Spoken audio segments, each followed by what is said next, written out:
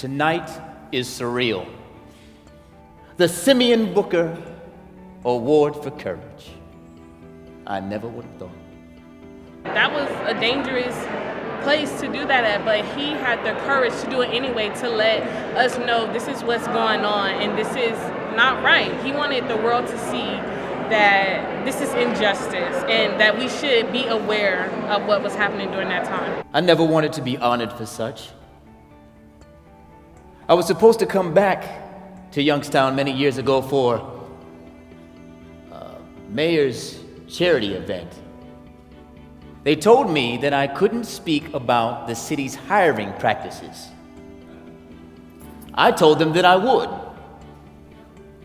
Guess who didn't come to dinner?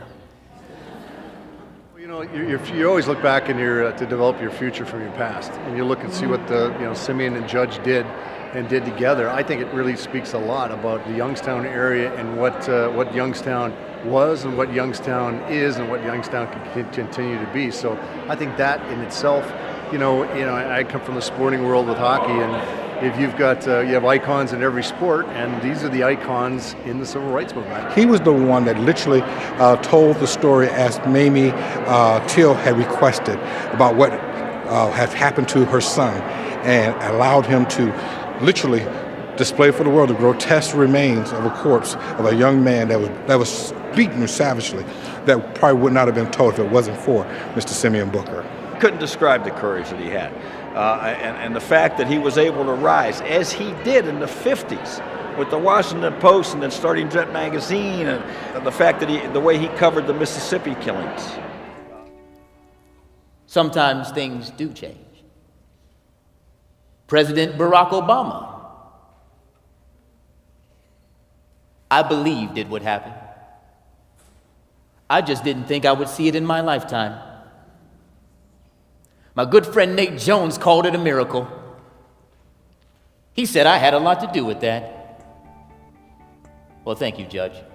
People who have the opportunity to interact with Judge Jones and read about him and know the things that he's done now. I mean, he's living history. I think it shows our younger generation that we have leaders within this community who have a voice, who stood up for something that they believe in.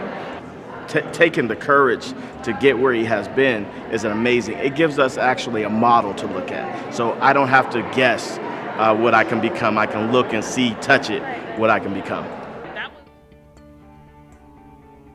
And I hope that each one of you in this building tonight recognizes and understands what our hosts for tonight know to be true. That there is so much more work to be done, and there will be for a while.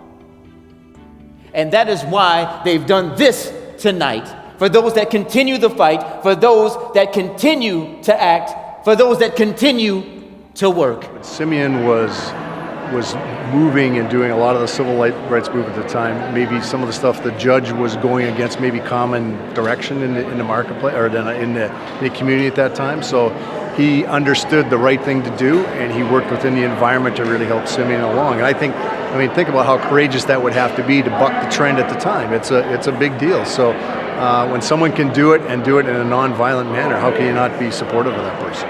What's amazing, what the climate in the country right now, this couldn't be more important. We must understand that there is still fights to be won.